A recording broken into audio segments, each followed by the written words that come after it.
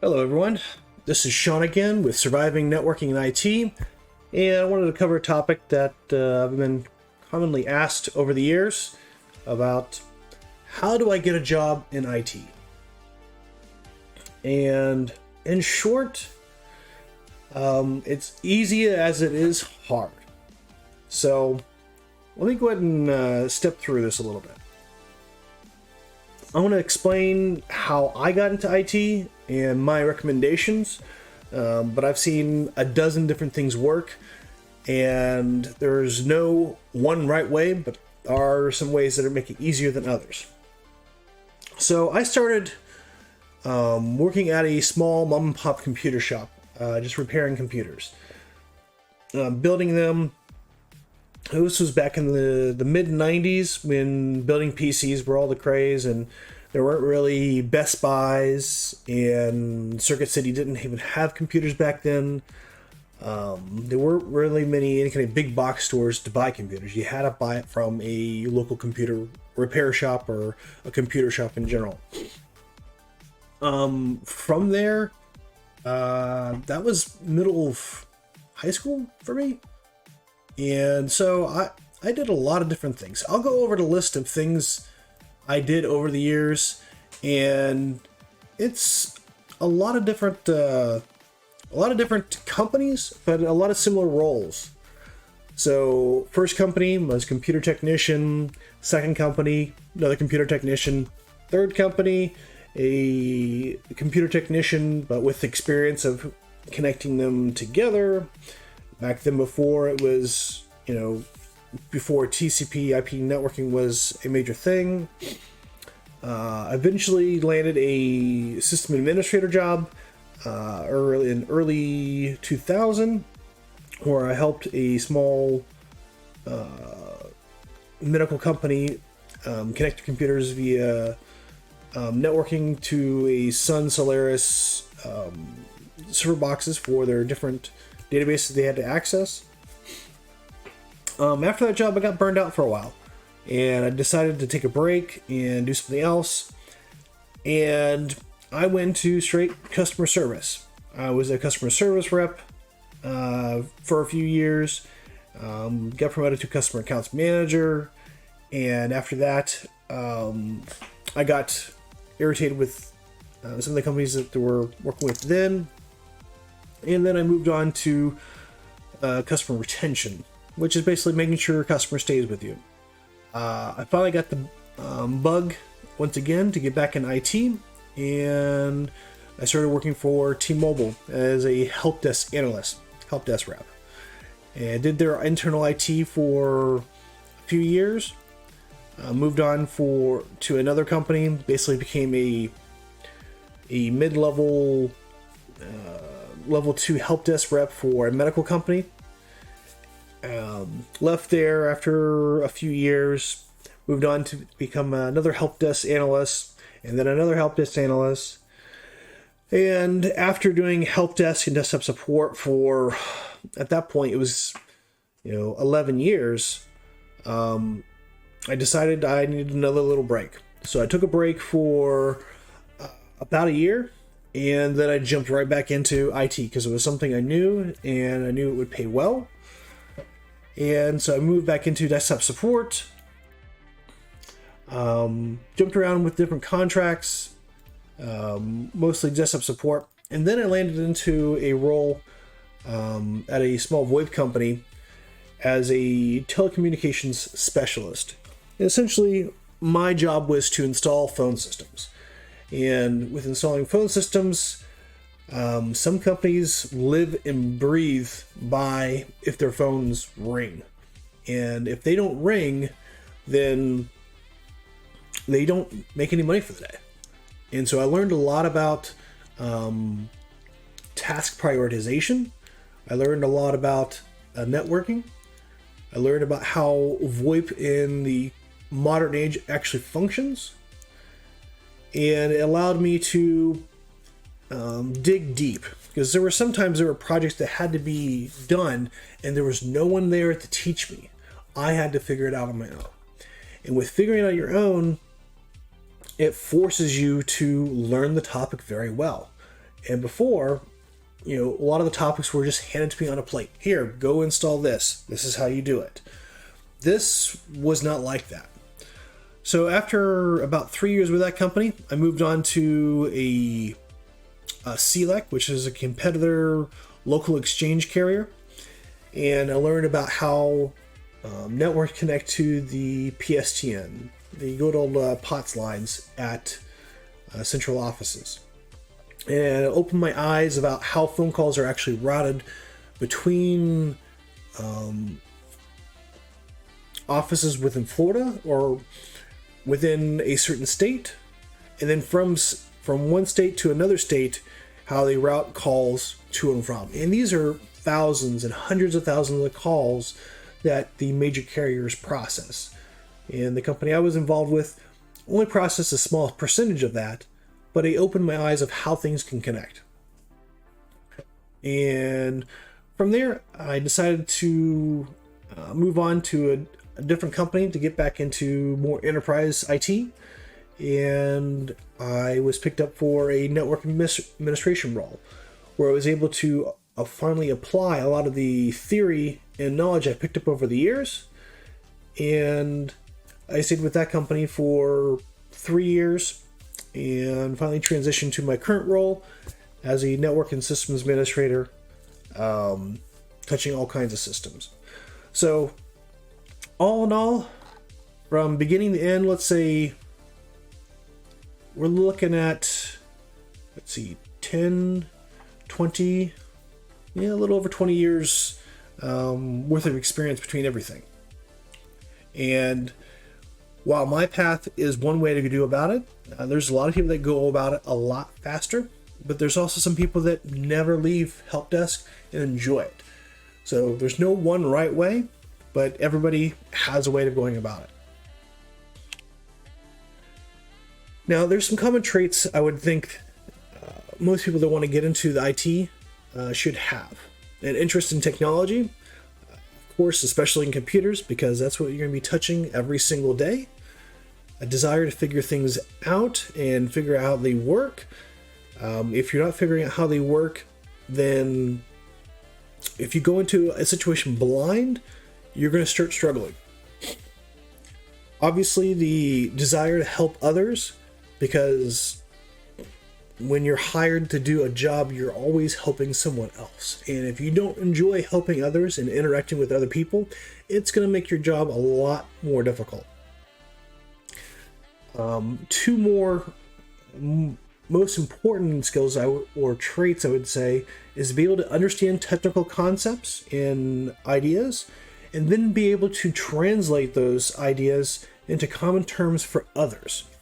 So just say your manager gives you a task to do, and then you're going to work on someone's computer or have to shut down a site for the day, and you have to relay that information to the people that are working at that site or at that computer.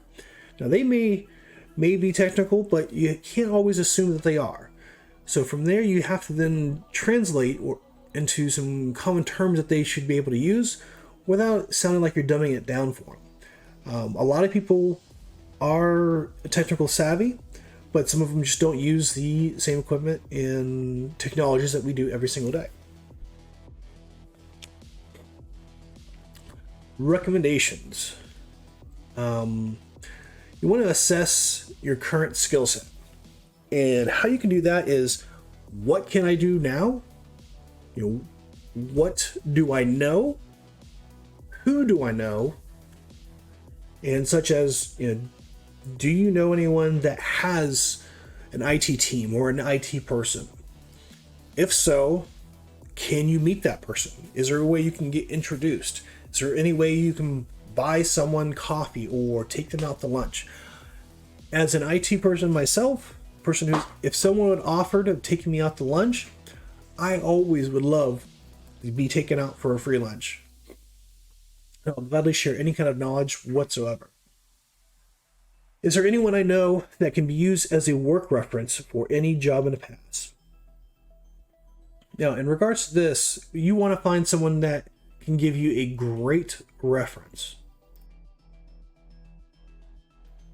And The way I mean by that is not just your best friend, but someone that you've worked with in the past that can say, hey, John Doe is a great worker, or John Smith was able to do X, Y, and Z, and I would have him back again. Or I've worked side by side with him, and he's reliable. When you can have a reference like that, that provides the employer or the potential employer some peace of mind. And that's all they're looking for is when they look up references, they want a little bit of peace of mind. Let's see, next thing is there anyone I know that can get me a job in IT? Basically, is there a friend or an associate of a friend that knows of a job opening that they can just slide you into? I've seen this many of times where someone gets a job that they probably don't know how to do, but they still got into it anyways. While this may seem, I'd say, not the proper way of going about it, getting into the job is the most important thing. If you can get into the job, most things you can learn and most things you can adapt to. Now, after you assess your skills and what do you know, does that provide any realistic value to a majority of companies? So, majority of companies, at least in enterprise, use Windows. So, if you know Linux inside and out and hate Windows and don't touch Windows whatsoever, or only touch Windows when you have to play a game, that may be a skill that you may need to touch up on. And if you don't want to touch up on it, that's fine. However, then you have to realize that those may be more niche, and you may have to go for something else outside of enterprise, such as ISP or web hosting, or a dozen other things that are out there that are not for the majority of companies that are out there. In talking with this, of what can you do and what do you know? Basically, write out your resume of all the technical skills that you know and find out what's important to you. What is something you would like people to know that's of value to majority of companies? Now, the way you can usually pick that out is when you go to the job listing of a company and they'll list out requirements of the job or daily responsibilities. Those right there can show you the key words of things you want to have on your resume. And if you can customize your resume to the keywords that are picked out from the job listing, you're more than likely going to get past some of the initial filters. Apply to any job which you can do about 30 to 40% of the responsibilities listed. Which means if you say, hey, must know Word, must know Microsoft Windows, must be able to type 30 words a minute, and be able to open Outlook, and you can do all those, but you can't type 30 words a minute. You can type 28 words a minute. Apply for the job. Do not let one or two things stop you from applying for the job, even if it's way out of your league. Just say it's all those things, plus must know how to install a router into a rack and be able to configure it from scratch. If you can do 30 to 40% of the responsibilities, apply for the job. You do not want to filter out yourself. Do not filter out yourself unless you can absolutely help it. Most responsibilities can be taught on the job. Attitude can be adjusted, but not outright changed. So I'll give you an example of that. I was working for a company, and after about 6 months, they did a review. And in that review, they brought to my attention that customers were complaining that I was cussing a lot on site. And they explained, said, hey, when you're cussing out a lot at site, it makes you seem like you're very angry, and they're taking it as in you're angry at the customer. And you can't do that because it's it makes the customer employer arrangement very difficult and very less smooth than it needs to be. So I took that feedback in. I decided, hey, I'm going to stop cussing all the way while I'm at a customer site. And within 30 days, the customer's perception of my attitude had changed.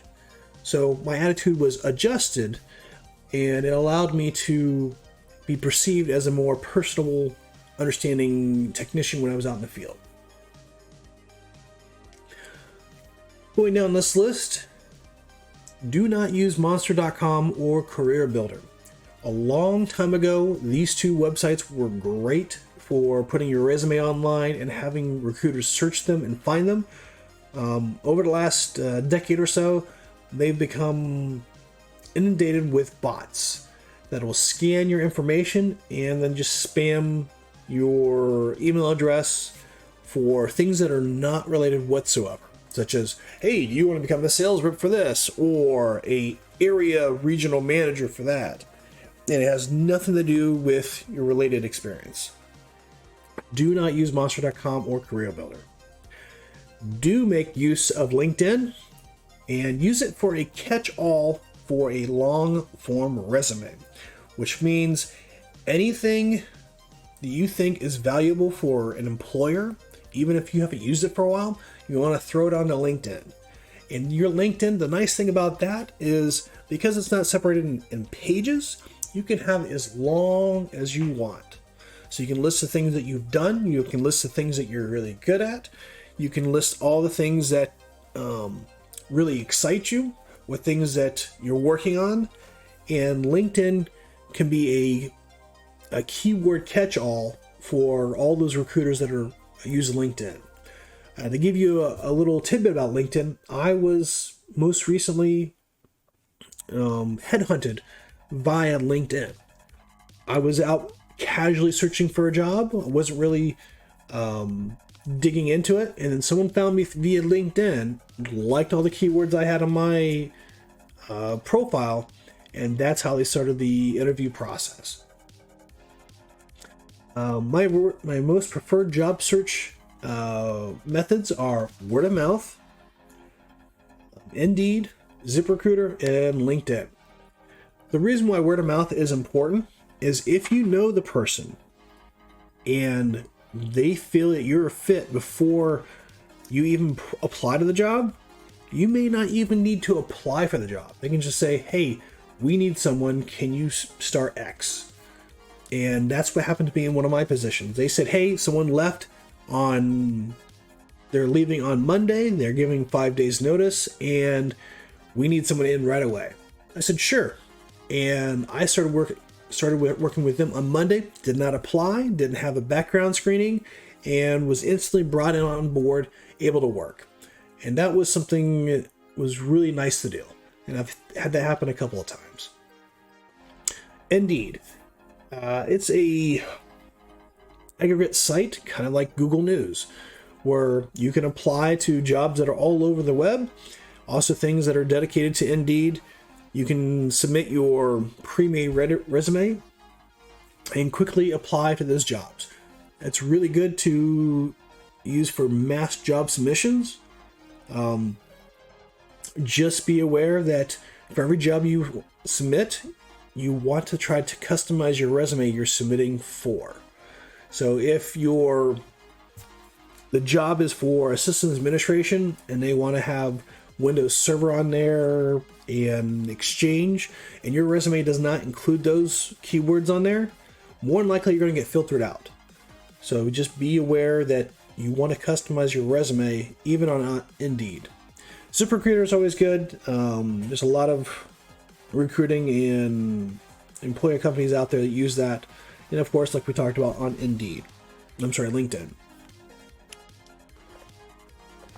Resume format. Keep it simple, please. Name, contact info at the top. Again, name and contact info at the top. If someone has to hunt for your name and contact info, you've already failed. People will throw out your resume in about 10 seconds flat if they don't know your name or can't find your contact info. Now, this changes if your information is submitted via a recruiter, but typically you want to have your name and contact info at the top. No pictures, no address. The reason why you want to have no picture and no address is because those things can filter you out. And by what I mean by that is, let's say whoever's doing the initial screening of these resumes has a problem with someone who's from India. And you show your picture, and even though your name is John Smith, you don't even get the chance to interview because you look like you're from India. And it's sad, and it shouldn't happen, but it does happen. The same thing with your address. So just say the employer had a problem with a last employee that lived 30 miles away. Now, 30 miles away isn't that far, but if you list your address and it shows that you lived about that same area where that employee was at, you automatically get associated with that already, and you could be filtered out. Do not list your address. Don't list your picture. That can filter you out. Here is the format I have from top to bottom. You have your name at the top with your contact info. Right below that, you have your summary, experience, your skills, and your certs and education. And I'll give an example of that. I have a little example resume right now. Let's see if I can pull that up on my side here.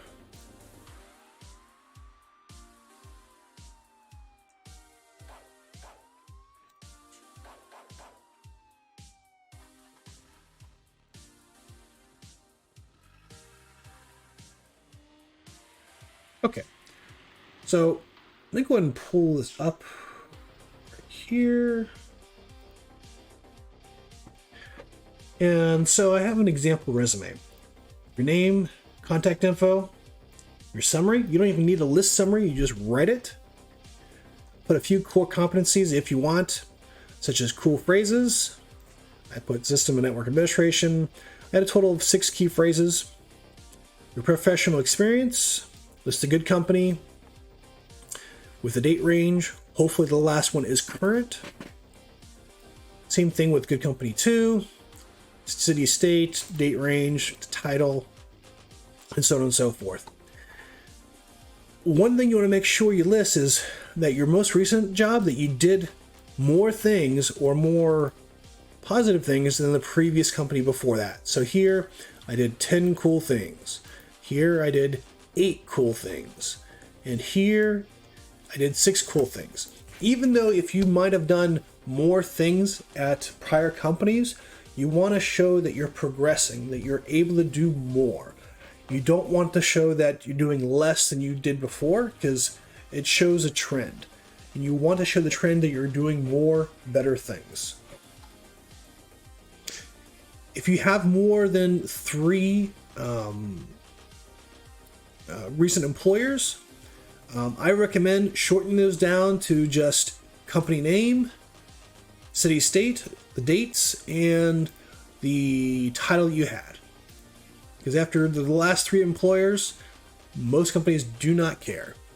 If they're older than 10 years, leave it off your resume. I have a rule that if it's older than 8 years old, I leave it off the resume completely. So for this, let's see.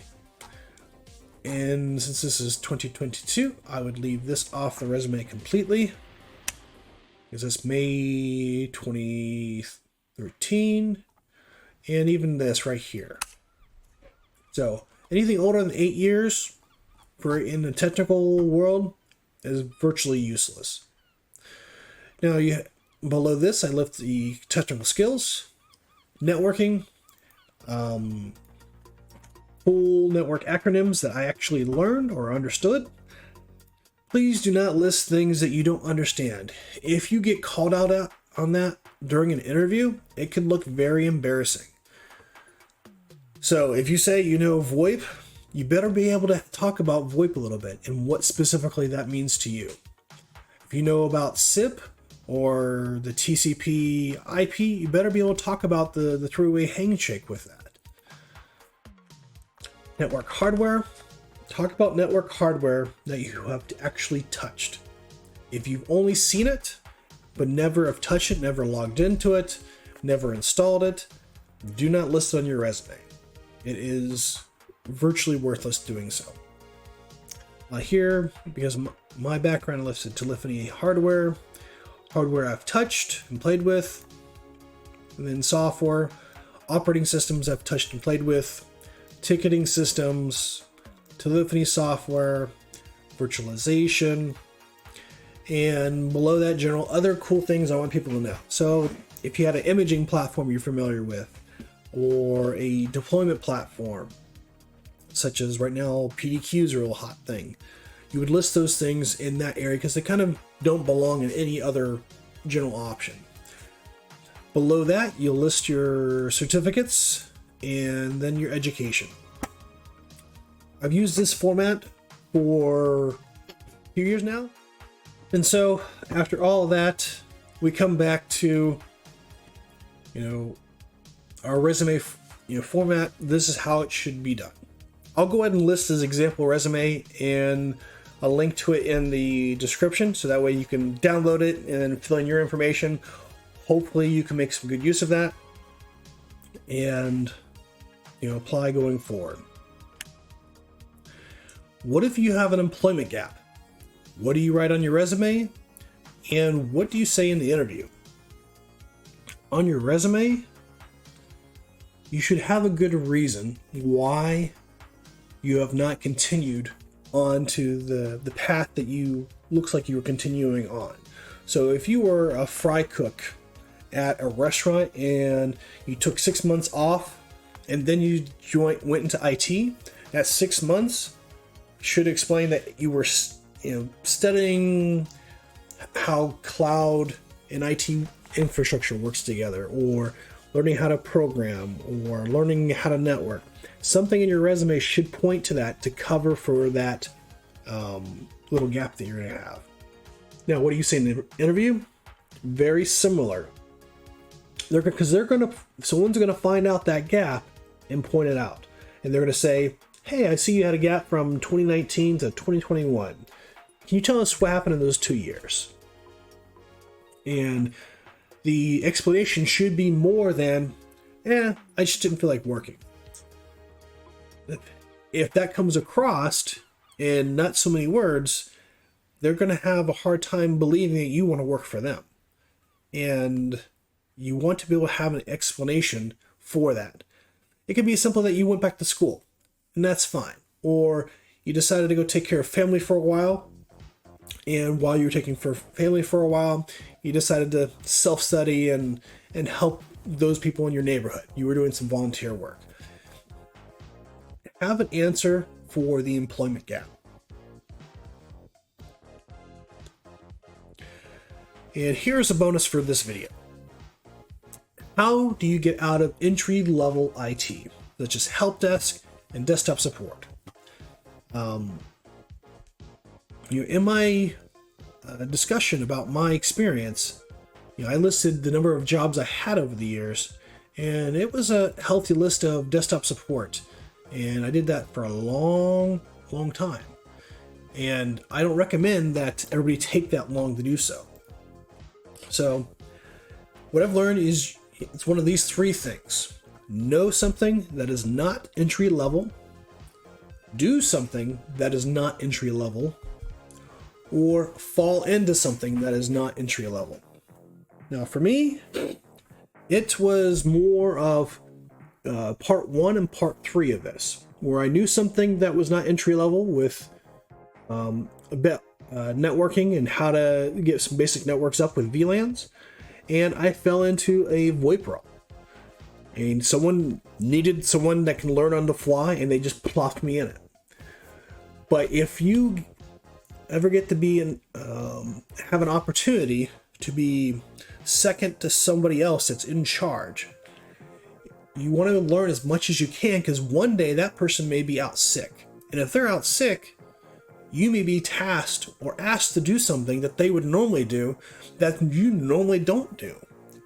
And then if you can do something that's not entry level, you've proven yourself to be more valuable than at entry level, which then can earn you more responsibilities, and then maybe a promotion, or you can just take that and build on it and then go into a different role at a different company. And that's something you want to keep on building on. Another thing I've learned over the years were I had to adjust my attitude. And when I say adjust my attitude is, for the longest time, I thought doing the job was just 8 to 5, Monday through Friday, and once you go home, you sign out and you don't think about work at all. And after I did a lot of job hopping over the years, I decided I'm going to find a way to get to mid-level. And I did that by staying late and learning things beyond what was initially asked of me. And that allowed me to grow very quickly in the job at hand when I first became a VoIP specialist, VoIP administrator. So that's one way you can go about it, but you need to find that way to take a step level out of entry level if you want to get beyond help desk and desktop support. Anyways, guys, I hope you enjoyed this short video, or short-ish video about how to get a job in IT. If you have any questions, please stop by the Discord and say hi, and someone will be glad to help you.